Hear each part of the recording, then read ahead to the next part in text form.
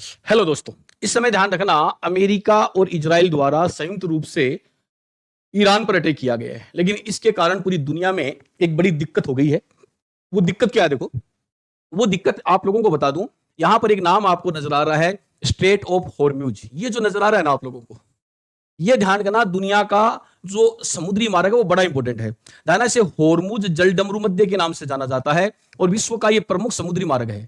अरब देशों से जो दुनिया में तेल इंपोर्ट होता है उसके अंदर इस मार्ग की काफी अहम भूमिका है। दाना, ओमान और ईरान की बात करें तो इन दोनों का इसके ऊपर क्या है? कंट्रोल है। तो देखो, इसके बारे में बात करें तो विश्व की ऊर्जा ऊर्जा यानी कि जो पेट्रोलियम उत्पाद वगैरह, उसका 20% से अधिक तेल ध्यान इसी मार्ग से आता है।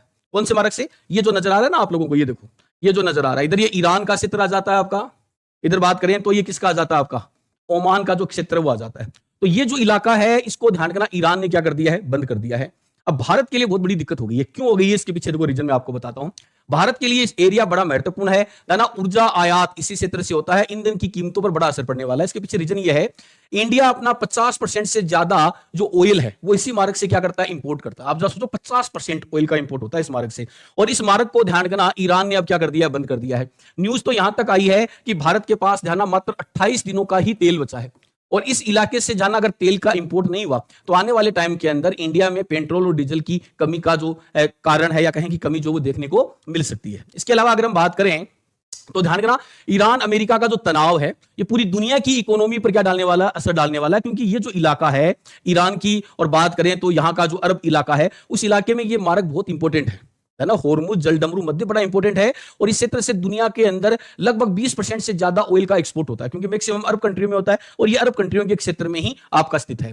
तो ध्यान, एग्जाम की दृष्टि से बात करें तो कौन कौन से देशों के बीच है? ये ईरान और ओमान देशों के बीच है। क्या आपका? स्ट्रेट ऑफ हॉर्म्यूज की बात करें तो ये ईरान का क्षेत्र आ गया, और इधर अगर हम बात करें तो ये ओमान का क्षेत्र जो है वो आपको नजर आ रहा है। बीच में जो है ना, ये पानी है, पानी है, और ये जो है वो इलाके हैं ईरान के और ओमान के। तो ध्यान, आने वाले टाइम में अगर यहां पर और दिक्कत बढ़ी तो भारत को बड़ी दिक्कत होने वाली है। ध्यान, इस एरिया की लगभग 39 किलोमीटर क्या है? चौड़ाई है, और तेल और एलएनजी कई मार्ग वगैरह जो है वो इधर से लाने और ले जाने का कार्य किया जाता है।